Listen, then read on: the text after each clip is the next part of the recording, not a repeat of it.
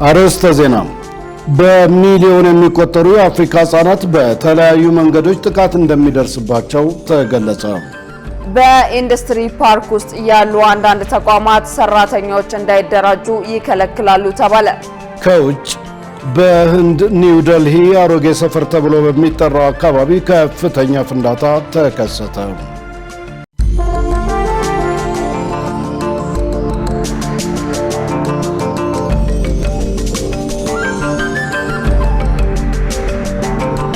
ጤና ይስጥልኝ ክቡራን ተመልካቾቻችን፣ ከኢሳት ነጻ የህዝብ ሚዲያ የሰዓቱን ዜና ይዘን ቀርበናል። ትዕግስት ተስፋዬና እኔም ደረጀ ይልማ ዜናውን ወደ እናንተ እናደርሳለን። ለምልክት ቋንቋው ደግሞ ዳዊት ጎሳይ አብሮናል። አሁን ወደ ቀዳሚው ዜና አልፋለሁ። በሚሊዮን የሚቆጠሩ የአፍሪካ ህጻናት በተለያዩ መንገዶች ጥቃት እንደሚደርስባቸው ተገለጸ። የህጻናትን ጥቃት በሚመለከት ተጠያቂነት ውጤት እስኪያመጣ ድረስ አጠናክሮ መስራት እንደሚገባ የኢፌዴሪ ሴቶችና ማህበራዊ ጉዳይ ሚኒስትር ዶክተር ኤርጎጌ ተስፋዬ ገልጸዋል። መሳይ ገዛኝ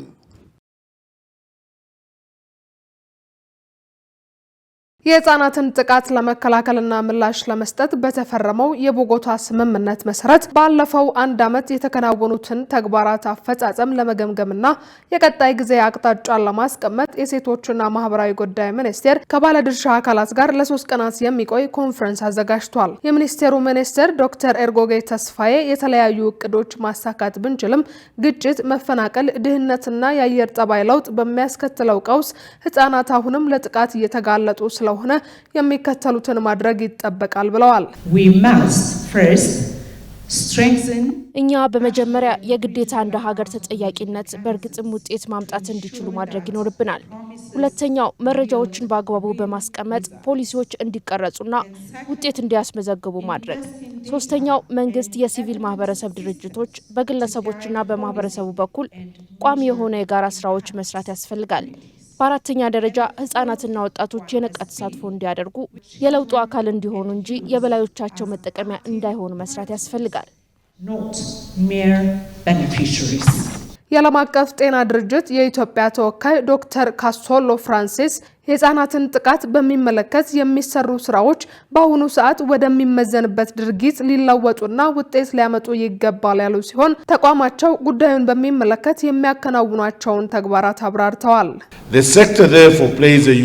ተቋማችን የተለየ ሚና ይጫወታል። ተጎጂዎችን በመለየትና በመንከባከብ ብቻ ሳይሆን መረጃዎችን ማጠናከር ላይና ፖሊሲዎችን ማመላከት ላይ ይሰራል። ጤና ብቻውን መፈጸም የሚችለው ነገር የለም። ፍትህ፣ ተጠያቂነትን ማስፈን፣ ትምህርት፣ የእውቀት አቅምና መረጃ መስጠት፣ የማህበረሰብ ጥበቃ ደግሞ እንክብካቤና ድጋፍ ማድረግ ይጠበቅባቸዋል። በህፃናት ላይ የሚደርስ ማንኛውም ጥቃት ሁሉም ማህበረሰብና መንግስት ሊሰሩበትና መንግስት ደግሞ በተለይ በበጀት ማገዝና ጥቃቱን ለማቆም መስራት ይኖርበታል። ሁሉንም ፖሊሲዎችና ፕሮግራሞች በጋራ መስራት የግዴታ መመራት ያለበት የህፃናት መብት ለድርድር በማይቀርብበት መርህ መሆን አለበት። must be guided by the principle that children's rights are not negotiable. በዩኒሴፍ የኢትዮጵያ ተወካይ ዶክተር አቡበከር ካምቦ በበኩላቸው የህፃናትን ጥቃት በሚመለከት በአፍሪካ ባለው ነባራዊ ሁኔታ በሚሊዮን የሚቆጠሩ ህፃናት አሁንም ጉዳት እንደሚደርስባቸው ተናግረዋል። Across Africa, the reality is heartbreaking. በአፍሪካ ያለው እውነታ ልብ ሰባሪ ነው። በሚሊዮን የሚቆጠሩ ህጻናት በቤታቸው፣ በማህበረሰቡ፣ በትምህርት ቤታቸው፣ በበይነ መረብ፣ በግጭቶች፣ በመፈናቀል ጥቃት ይደርስባቸዋል። ለምሳሌ በሳብሳራ ከ5 ሴቶች አንዷ ጾታዊ ጥቃት ይደርስባታል። ይህም በጂዲፒ 5% የሚሆኑ ህጻናት ጥበቃ እንደሌላቸው ያሳያል። ትውልዱ በትራማ ውስጥ ነው። በቀላሉ እርምጃ ለመውሰድ አያስችልም። በ2050 አፍሪካ 900 ሚሊዮን የሚሆኑ ወጣቶች ያሏት 40% ዓለም ህጻናት የሚኖሩባት አህጉር ትሆናለች። ስለዚህ ጥቃትን በሚመለከት ምላሽ ለመስጠት በአፋጣኝና በጋራ መስራት ያስፈልጋል። We must act with urgency and unity. በኢንዱስትሪ ፓርክ ውስጥ ያሉ አንዳንድ ተቋማት ሰራተኞች እንዳይደራጁ ይከለክላሉ ተባለ። በኢትዮጵያ ውስጥ በአጠቃላይ ከ2400 በላይ ሰራተኞች ማህበራት ቢኖሩም ሰራተኞች ተደራጅተው መብታቸውን እያስከበሩ ነው ማለት እንደማይቻል የኢትዮጵያ ሰራተኛ ማህበራት ኮንፌዴሬሽን ገልጿል። መሰረት ባዩ ምንም እንኳን የመብት ጥሰት ጥቆማዎች ባይኖርም በኢንዱስትሪ ፓርኮች አካባቢ ዝቅተኛ የደሞዝ ክፍያ ባለበት ሁኔታ የሰብአዊ መብት ተከብሯል ማለት እንደማይቻል የኢትዮጵያ ሰራተኛ ማህበራት ኮንፌዴሬሽን ገልጿል። የኢትዮጵያ ሰራተኛ ማህበራት ኮንፌዴሬሽን የውጭና የህዝብ ግንኙነት መምሪያ ኃላፊ አያሌው አህመድ እንደገለጹት በኢንዱስትሪ ፓርኮች ውስጥ የሚገኙ አንዳንድ ተቋማት ሰራተኞቻቸው ተደራጅተው መብታቸውን እንዲያስከብሩ እንደማይፈልጉ ተናግረዋል። ከተቋማቱ በተጨማሪ በሰራተኞች በኩል ተደራጅቶ መብትን በማስጠበቅ በኩል የግንዛቤ ክፍተት እንዳለ ተናግረዋል። አንዳንድ ተቋማት በኢንዱስትሪ ፓርክ ውስጥ ሰራተኞች እንዳይደራጁ ከፍተኛ ጥረት የሚያደርጉ አሉ። በተለይም እዚህ ቦሌ ለሜ አካባቢ ላይ አንድ ድርጅት ነው እና እጅግ በጣም ከፍተኛ የሆነ ችግር የፈጠረብን አለ። እኛ ምን ጊዜም ቢሆንም እንደ ሰራተኛ ይሄ የአሰሪ ችግር ነው ብለን ብቻ ምንቶ አልነበረም። ሰራተኛው ራሱ ኮሚትድ ሆኖ መብቱን ለማስከበር አንድ ከሰራተኛውም የቀረ ችግር ስላለ ማለት ነው ግንዛቤ ስለሚያንሳቸው የነሱ አለመነሳሳትን እንደ መጠቀም እንደ መሳሪያ ቆጥሮ ሰራተኞች እንዳይደራጁ የመከልከል ወይም ደግሞ እኛ ሄደን ግንዛቤ ፈጥረን ሰራተኞችን እንዲደራጁ የማድረግን ስራ የመከላከል አይነት ሁኔታ የሚሰሩ ተቋማት አሉ። ከኢንዱስትሪ ፓርክ ወጣ ብለን እዚህ ወደ ኢስተርን ዞን የሚባል አለ። እዚህ ዱከም አካባቢ ላይ በጣም በርካታ ተቋማት ያሉበት ነው። እሱም አካባቢ ላይ እንደዚሁ በተመሳሳይ ሰራተኞች በፈለግንበት ሰዓት እና በፈለግንበት ጊዜ ልናደራጅ የምንችልበት ሁኔታ ካምፓኒዎች ዳይሬክትሊ ሳይሆን በተዘዋዋሪ መንገድ የሚደረጉ ክልከላዎች አሉ። ተቋማቱ ሰራተኞች እንዳይደራጁ የሚከለክሉት በስውር ነው ያሉት ኃላፊው በአጠቃላይ አሁን ላይ ከ2400 በላይ የተደራጁ የሰራተኛ ማህበራት ቢኖሩም ሰራተኞች ተደራጅተው መብታቸውን እያስከበሩ ነው ማለት አይቻልም ብለዋል። ያልተደራጁ ሰራተኞች ተደራጅተው መብታቸውን እንዲያስከብሩ በማድረግ በኩል የኢትዮጵያ ሰራተኛ ማህበራት ኮንፌዴሬሽን እየሰራ መሆኑን ጠቁመዋል። ክልከላው በስውር አይነት መልኩ የሚደረጉ ክልከላዎች አሉና እንደዚህ አይነት ሁኔታዎች ያው በኢትዮጵያ ውስጥ ግንዛቤው ተፈጥሮ አሰሪዎች እየፈቀዱ ሰራተኞች ሲደራጁ ነው ብሎ ማለት ገና ነን ማለት ነው። አጠቃላይ በካምፓኒ ደረጃ ከ2400 በላይ ነው አጠቃላይ በአገሪቷ በኢሰማኮ ስር መብታቸውን ለማስከበር ተደራጅተው በአባልነት እየተንቀሳቀሱ ያሉት 2400 በላይ ናቸው። ያልተደራጁትም መደራጀት እንዳለባቸው በተለይም ደግሞ ህግን ከማስከበርም አኳያ የመንግስትም ትልቅ ኃላፊነት ስላለበት ህግን የማሳወቅ ለአሰሪዎችም የማሳወቅ ስራና ያልተደራጁ ሰራተኞች ተደራጅተው መብታቸውን እንዲያስከብሩ አብረን ከሚመለከታቸው አካላት ጋር በጋራ እየሰራን ነው ያለነው።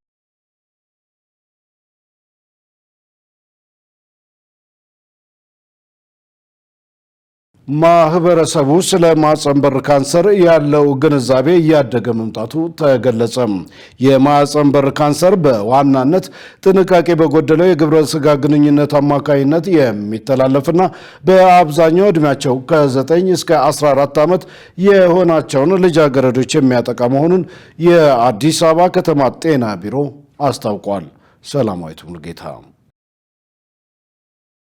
የአዲስ አበባ ከተማ አስተዳደር ጤና ቢሮ የማህጸን በር ካንሰር የግንዛቤ ማስጨበጫና ሕክምና መርሃ ግብር ከጥቅምት 28 ቀን 2018 ዓ.ም ጀምሮ እያካሄደ ይገኛል። የማህጸን በር ካንሰር ሂዩማን ፓፒሎማ በሚባል ቫይረስ አማካኝነት ጥንቃቄ በጎደለው የግብረ ስጋ ግንኙነት የሚተላለፍ ሲሆን በወቅቱ ሕክምና ካልተደረገ ከጡት ካንሰር ቀጥሎ በገዳይነቱ በሁለተኛ ደረጃ የሚገኝ የካንሰር አይነት መሆኑን መረጃዎች ያሳያሉ። የአዲስ አበባ ጤና ቢሮ የጤና ማጎልበትና በሽታ መከላከል ዳይሬክቶሬት ዳይሬክተር ጌቱ ቢሳ ለኢሳት እንደገለጹት በ2023 ከ8000 በላይ ሴቶች በማህጸን በር ካንሰር ተጠቂ እንደነበሩና ከ5000 በላይ የሚሆኑት ደግሞ ህይወታቸው እንዳለፈ መረጃዎች እንደሚያሳዩ አስታውቀዋል። በአሁኑ ወቅት ግን በማህበረሰቡ ዘንድ ስለ በሽታው ያለው ግንዛቤ እየሰፋ መሆኑን አስረድተዋል። ለምሳሌ በ2023 በፈረንጆች አቆጣጠር በነበረው መረጃ መሰረት ኢትዮጵያ ውስጥ ከ8168 ሴቶች በላይ በሽታው ተገኝቶባቸዋል። እዚያው ልክ ደግሞ ከ5975 በላይ የሚሆኑ ህይወታቸው አልፏል ነው መረጃ የሚያሳየው። በ2023 አንድ ሴት በበሽታው ከተጠቃች በኋላ ረዥም ጊዜ ይቆያል። ከ9 እስከ 10 ዓመት እንደዚህ በላይ ይቆያል።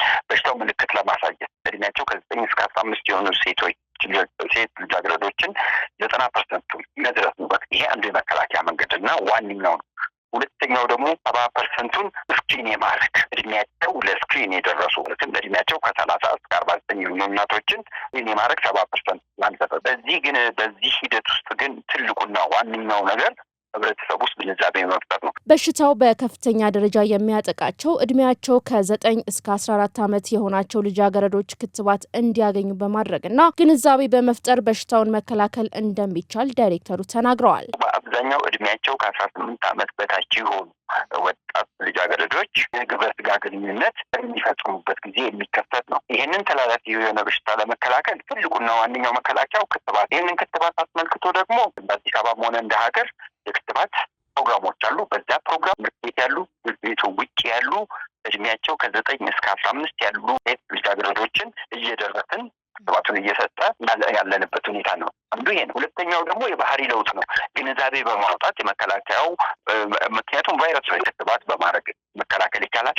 በተጨማሪ ደግሞ ቀድሞ በመመርመር የግንዛቤ መስጠቱና የምርመራው መርሃ ግብር በሽታውን ለመከላከል የሚሰራበት መንገድ በመሆኑ በተጠቀሰው እድሜ ክልል የሚገኙ ሴቶች ሁሉ በአቅራቢያቸው ወደሚገኝ የጤና ተቋም በመሄድ አስፈላጊውን ምርመራና ሕክምና እንዲያደርጉ ጥሪያቸውን አስተላልፈዋል። እዚች አንድ ወር ውስጥ ብቻ ከ16,000 በላይ እናቶችን ስክሪን ለማድረግ አስበን አሁን ወደ 13,000 አካባቢ ደርሰናል።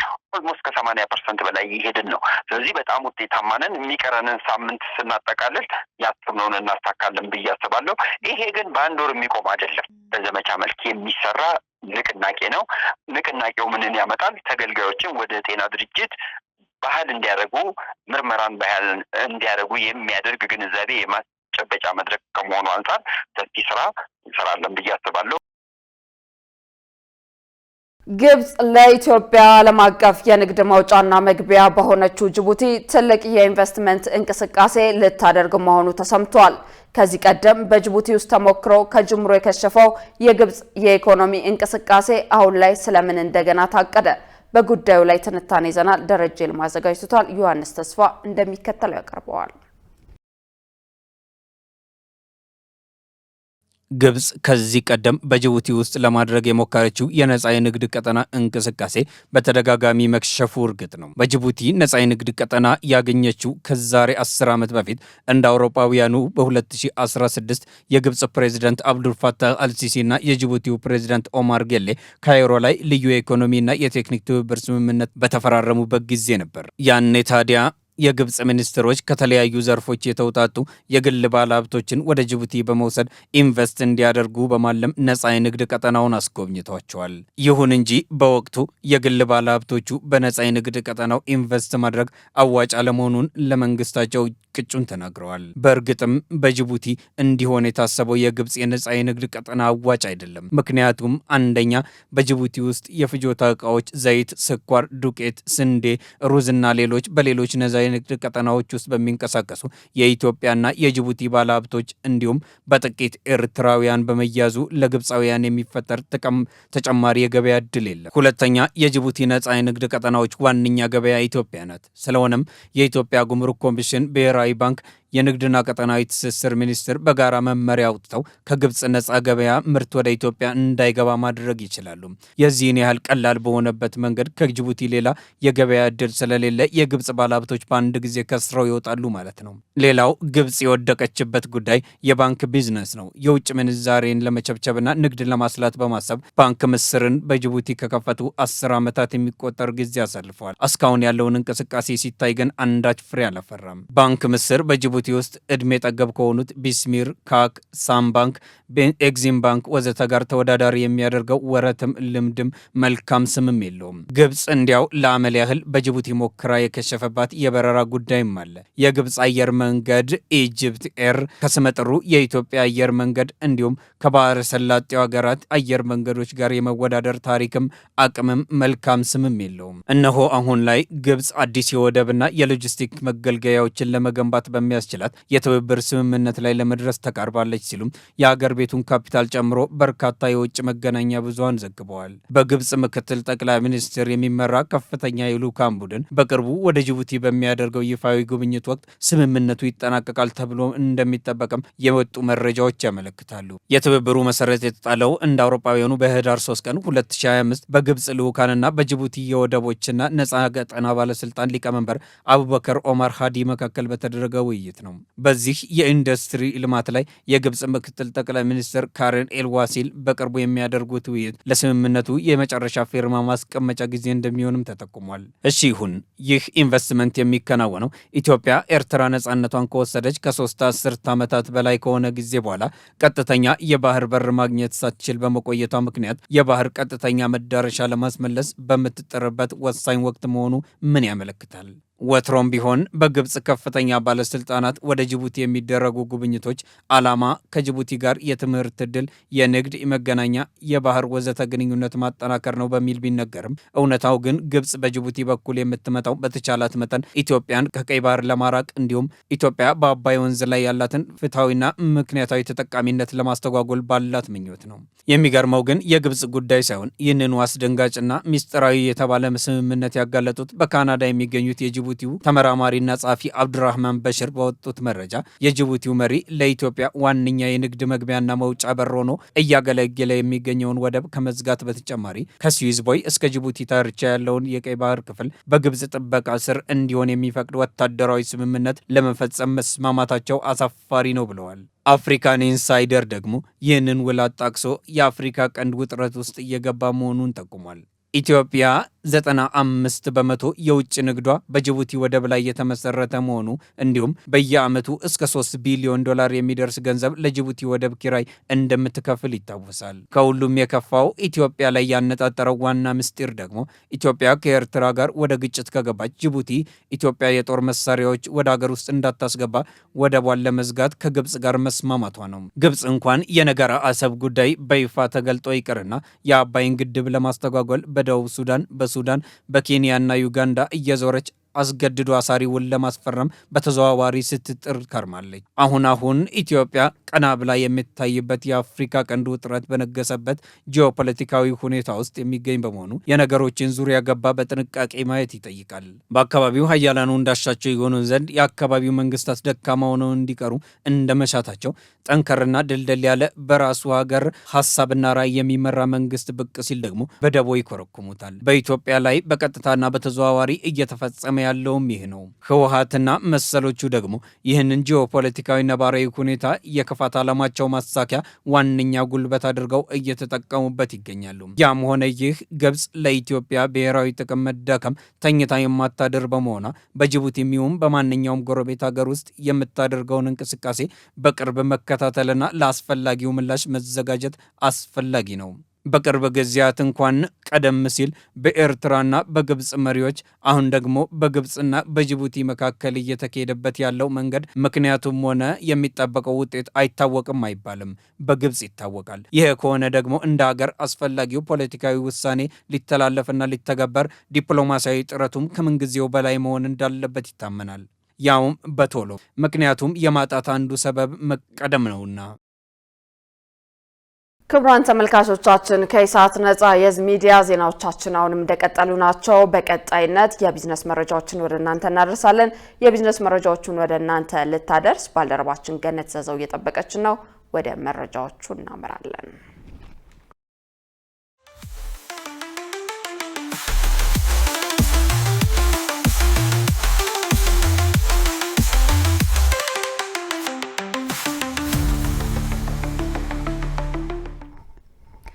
ሰላም ጤና ይስጥልን ተመልካቾቻችን፣ ከኢሳት ነጻ የህዝብ ሚዲያ ለዕለት ያዘጋጀናቸውን የቢዝነስና የኢኮኖሚ መረጃዎች ወደ እናንተ እናቀርባለን። ከዘገባዎቹ ጋር ግን ስዘው ነኝ፣ አብራችሁን ቆዩ።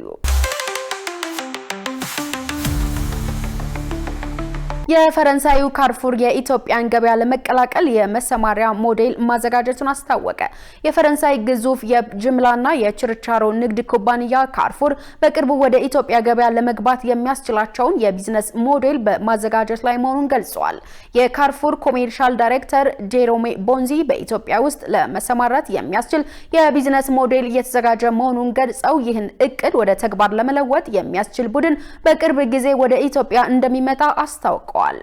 ይህ የተገለጸው የኢትዮጵያ ኢንቨስትመንት ኮሚሽን ኮሚሽነር ዘለቀ ተመስገን ከኩባንያው ከፍተኛ የስራ ኃላፊዎች ጋር ባደረጉት ውይይት ላይ ነው። በውይይቱ ኮሚሽኑ ኢትዮጵያ ለውጭ ባለሀብቶች ክፍት ያደረገቻቸው አዳዲስ የኢንቨስትመንት ዘርፎችና አማራጮችን አስረድተዋል። ድርጅቱ በበኩሉ የኢትዮጵያ ገበያ ለረጅም ጊዜ ሲከታተለው እንደነበርና መንግስት የወጪና የገቢ ንግዱን ዘርፍ ለውጭ ባለሀብቶች መክፈቱ ምቹ አጋጣሚ እንደፈጠረላቸው ኃላፊው አስረድተዋል። እንደ አውሮፓውያን አቆጣጠር በ1958 በፈረንሳይ የተመሰረተው ካርፉር በመላው ዓለም በ40 ሀገራት ከ14000 በላይ ሱቆች ያሉት ሲሆን በዓለም በገቢ ደረጃ 7ኛው ግዙፍ የጅምላና የችርቻሮ ንግድ ኩባንያ ነው። የኢትዮጵያ ንግድ ባንክ በ2017 በጀት ዓመት በዲጂታል የገንዘብ ዝውውር 73% የሚሆነውን መሸፈኑን አስታወቀ። ባንኩ ይፋ ባደረገው መረጃ መሰረት ባለፈው በጀት ዓመት በባንኩ ዲጂታል አማራጮች ብቻ ከ13 ትሪሊዮን ብር በላይ ግብይት ተከናውኗል። መረጃዎች እንደሚያመላክቱት በተጠናቀቀው በጀት ዓመት በአጠቃላይ በሀገሪቱ ከ17.7 ትሪሊዮን ብር በላይ የገንዘብ ዝውውርና ክፍያ በተለያዩ የዲጂታል አማራጮች ተፈጽሟል። ይህ የተገለጸው ባንኩ ዲጂታል አገልግሎቶችን የበለጠ ለማጠናከር በሚል ሲቢኢ በጄ የተሰኘ አዲስ የዲጂታል የቁጠባና የብድር አገልግሎት በይፋ ባስጀመረበት መድረክ ላይ ነው። የባንኩ ተጠባባቂ ፕሬዝዳንት አቶ ኤፍሬም መኩሪያ እንደተናገሩት ሲቢኢ በጄ ደንበኞች የሲቢኢ ብር መተግበሪያን በመጠቀም ያለምንም ማስያዣ እስከ 150,000 ብር ብድር እንደሚያገኙ የሚያስችል ነው። አገልግሎቱ ለመንግስት ሰራተኞች ቅድሚያ የሚሰጥ ሲሆን ደሞዛቸውን በሲቢኢ ብር አካውንት የሚያገኙ ሰራተኞች ወርሃዊ ደሞዛቸውን ታሳቢ ባደረገ መልኩ የብድር አገልግሎትን ማግኘት ይችላሉ ተብሏል። ባልተፈቀደ የውጭ ሐዋላ ገንዘብ ማስተላለፍ ስራ በተሰማሩ አካላት ላይ እርምጃ ተወሰደ። የኢትዮጵያ ብሔራዊ ባንክ ጉዳዩ ከሚመለከታቸው የህግ አስከባሪ አካላት ጋር በመተባበር ባልተፈቀደ የውጭ የሐዋላ ገንዘብ ማስተላለፍ ስራ ላይ በተሰማሩ ግለሰቦችና ድርጅቶች ላይ የተቀናጀ እርምጃ በመውሰድ ላይ እንደሚገኝ አስታውቋል። ባንኩ የኢትዮጵያን የፋይናንስ ስርዓት በመጠቀም ድንበር ዘለል የገንዘብ ማስተላለፍ ተግባር በሚፈጽሙ ደላሎችና ገንዘብ አቅራቢዎች ላይ ህጋዊ እርምጃ መውሰዱን የሚያካትት ቁጥጥር እያደረገ እንደሆነ ጉዳዩን አስመልክቶ ባወጣው መግለጫ ላይ አመልክቷል። ህገወጥ የገንዘብ ዝውውር ለመፈጸም መደበኛ የፋይናንስ ስርዓትን መጠቀም የውጭ ምንዛሬን ገበያ ተአማኒነት የሚያኮስስና የሀገሪቱን የገንዘብ ስርዓት አደጋ ላይ የሚጥል አካሄድ እንደሆነ በማንሳት የማስተካከያው እርምጃ ህገወጥ የሐዋላ ዝውውርን ለመከላከል የሚደረገው ጥረት አካል መሆኑን አብራርቷል። ባንኩ ከሚመለከታቸው አካላት ጋር በመተባበር የኢትዮጵያን የፋይናንስ ስርዓት ላልተገባ ዓላማ ለመጠቀም የሚፈልጉ አካላትን በመለየት ተገቢ እርምጃ መውሰዱን እንደሚቀጥልም አስታውቋል። በዓለም የፋይናንስ ስርዓት ውስጥ የአፍሪካውያንን ፍትሃዊ ተጠቃሚነት ማረጋገጥ ያስፈልጋል ተባለ። የአፍሪካ ህብረት፣ የአፍሪካ ልማት ባንክና በተባበሩት መንግስታት ድርጅት የአፍሪካ ኢኮኖሚክ ኮሚሽን በጋራ ባዘጋጁት የአፍሪካ የመሬት ፖሊሲ ጉባኤ በ2025 የመሬት አስተዳደር ፍትህ እና ካሳ ለአፍሪካውያንና ዘርአ አፍሪካውያን በሚል መሪ ሀሳብ በተባበሩት መንግስታት የአፍሪካ ኢኮኖሚክ ኮሚሽን በመካሄድ ላይ ይገኛል። የተባበሩት መንግስታት የአፍሪካ ኢኮኖሚክ ኮሚሽን ዋና ጸሐፊ ክላቨር ጋቴቴ በዚህ ወቅት እንዳሉት አሁን ባለው የዓለም የፋይናንስ ስርዓት ውስጥ የአፍሪካውያንን ፍትሃዊ ተጠቃሚነት ማረጋገጥ ያስፈልጋል። አፍሪካውያን ያላቸውን ሰፊ የመሬት ሀብት በቅኝ ግዛት አሰራር ሳቢያ በአግባቡ መጠቀም ባለመቻላቸው የአፍሪካ መሬት ዛሬም የግጭትና የኢፍትሃዊ መገለጫ ሆኗል ያሉት ዋና ጸሐፊው የአፍሪካውያንና ዘርአ አፍሪካውያን የካሳ ጥያቄ ያለፈውን ማስመለስ ሳይሆን አሁን ባለው የዓለም የፋይናንስ ስርዓት ፍትሃዊነትን ተጠቃሚነት ማረጋገጥ እንደሆነ ገልጸዋል። አፍሪካ 65% ያልታረሰ መሬት፣ ከዓለም ኢንዱስትሪ 2% ብቻ ድርሻ ያላት፣ ለአየር ንብረት ለውጥ ተጽዕኖ ያላት ድርሻ ከ4% በታች የሆነ አህጉር መሆኗንም አንስተዋል። የአፍሪካ ህብረት አጀንዳ 2063ን በማካተት አካታች ብልጽግናና ሰላም ለማረጋገጥ በትብብር መስራት እንደሚገባም ገልጸዋል። የተከበራችሁ ተመልካቾቻችን አሁን ደግሞ የዕለቱን የውጭ ምንዛሬ ዋጋና የብሔራዊ ባንክ የወርቅ ግብይት መረጃ ተከታትለን እንመለስ።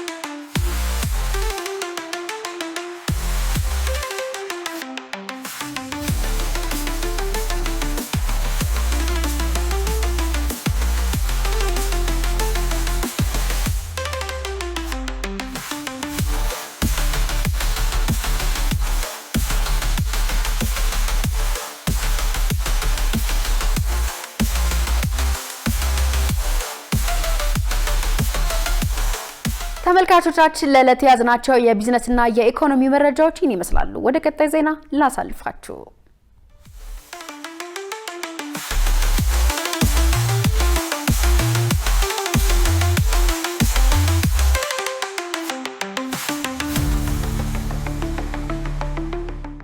ውድ ተመልካቾች ከኢሳት ነጻ የህዝብ ሚዲያ የሰዓቱ ዜና ወደ እናንተ መድረሱ እንደቀጠለ ነው። አሁን ደግሞ ወደ ውጭ ዘገባዎች እናልፋለን።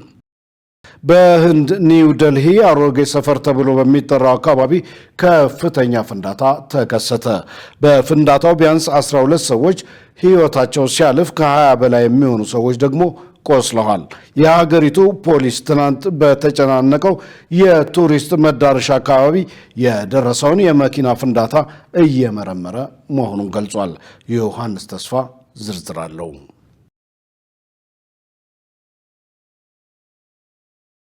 ሚሊዮኖች በሚኖርባት እስያዊቷ ከተማ የነበረው የምሽት ጸጥታ ድንገተኛ በሆነ ፍንዳታ ተሰበረ። እሳት ባዘለ ኳስ የተነሳው ነበልባል የህንድ ዋና ከተማ በሆነችው የኒውዴልሂ አሮጌ ሰፈር ተብሎ በሚጠራው አካባቢ ከፍተኛ ፍንዳታና ውድመት አስከትሏል። የመኪና ላይ ፍንዳታው በተጨናነቀው የከተማዋ መንገድ ላይ በቅጽበት ከፍተኛ እሳት ያቀጣጠለ ሲሆን በአቅራቢያው የነበሩ ተሽከርካሪዎች ሙሉ በሙሉ አውድሟል። በአካባቢው የነበሩ የዓይን እማኞችም ሰዎች ሲቃጠሉ ማየታቸውን ገልጸዋል። ፍንዳታ ነበር። እሳቱ የመንገዱን መብራቶች አልፎ ከፍ ብሎ ሲነድ ነበር። ለጥቂት ደቂቃዎች ምን እንደተፈጠረ ግራ ተጋባል። ከ10 እስከ 12 መኪኖች ወድመዋል። ይህ የእግረኛ መንገድ ስለሆነ ሁሉም ነገሩ ዥንብር ውስጥ ገባ እና ሁሉም ሰው ለማምለጥ ይሮጥ ነበር። ከ18 እስከ የሚሆኑ ሰዎች ፊት ለፊት ሲቃጠሉ አየሁ። አንዳንዶች በመኪናዎች ውስጥ ተኝተው ነበር፣ ሌሎች ደግሞ በእሳት ተያይዘው ነበር። በደረሰው ከባድ የመኪና ፍንዳታ ምክንያት ሁከት፣ ሞትና የንብረት ውድመት በኒውዴልሂ ተከስቷል። የአደጋ ጊዜ ምላሽ ሰጪ ሰራተኞች ወደ ስፍራው በፍጥነት ለመድረስ ጥረት ቢያደርጉም ለአንዳንድ ተጎጂዎች ግን በጣም ዘግይተው ነበር። 10 አምቡላንሶችን ይዘን ወደ ስፍራው ደረስን። ልናገኝ የቻልነው ግን የሞቱ ሰዎች አካላትን ብቻ ነው። ወደ 5 የሚጠጉትን ወደ ሆስፒታል ወስደናቸዋል። ከከተማዋ ፖሊስ እንደተገኘው መረጃ ከሆነ በዝግታ ትጓዝ የነበረች መኪና የትራፊክ መብራቱ ዘንድ እንደደረሰች ፈንድታለች። የፍንዳታው መንስኤ ግልጽ ባይሆንም የፖሊስ የፎረንሲክ ቡድንና የጸረ ሽብርተኝነት ኤጀንሲዎች በምርመራው እየተሳተፉ እንደሚገኙ ታውቋል። ጉዳዩን እየመረመርና ሁሉን አማራጮች እየተመለከትን ነው። ከጥልቅ ምርመራ በኋላ ውጤቱን ለሕዝብ እናጋራለን።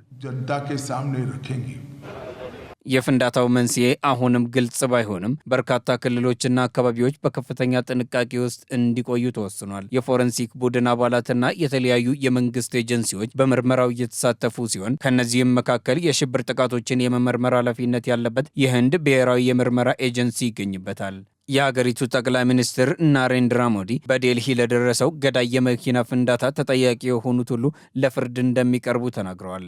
በሌላ በኩል የኒውዴልሂ ፖሊሶች የደረሰውን ፍንዳታ ለመመርመር የጸረ ሽብርተኝነት ሕግን እየተጠቀሙ መሆናቸውን አሳውቀዋል። መረጃውን ስናጠናቅር ዶይቼ ቬለና አልጀዚራ ዋቢዎቻችን ነበሩ። የቀድሞ የፈረንሳይ ፕሬዝዳንት ኒኮላስ ሳርኮዚ ከእስር ተፈቱ።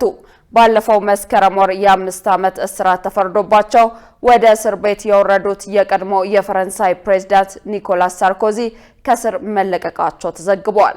የ70 ዓመቱ ሳርኮዚ የተወሰነባቸውን የ5 ዓመት እስር ከጀመሩ ከጥቂት ሳምንታት በኋላ ከእስር እንዲለቀቁ ለፍርድ ቤቱ ባቀረቡት ይግባኝ መሰረት በገደብ መለቀቃቸውን ፍራንስ 24 ዘግቧል። እንደ አውሮፓውያን አቆጣጠር በ2007 ለተካሄደው የፈረንሳይ ፕሬዝዳንታዊ ምርጫ የቅርብ ረዳቶቻቸው ከቀድሞው የሊቢያው ፕሬዝዳንት ሙአመር ጋዳፊ ገንዘብ ተቀብለዋል በሚል ተከሰውና ጥፋተኛ ተብለው የ5 ዓመት እስራት እንደተፈረደባቸው ይታወሳል። ፈረንሳይ እንደ አውሮፓውያን አቆጣጠር ከ2007 እስከ 2011 የመሩት ወግ አጥባቂው ኒኮላስ ሳርኮዚ በፈረንሳይ የቅርብ ጊዜ ታሪክ ዘብጥያ የወረዱ የመጀመሪያው ፕሬዝዳንት ናቸው።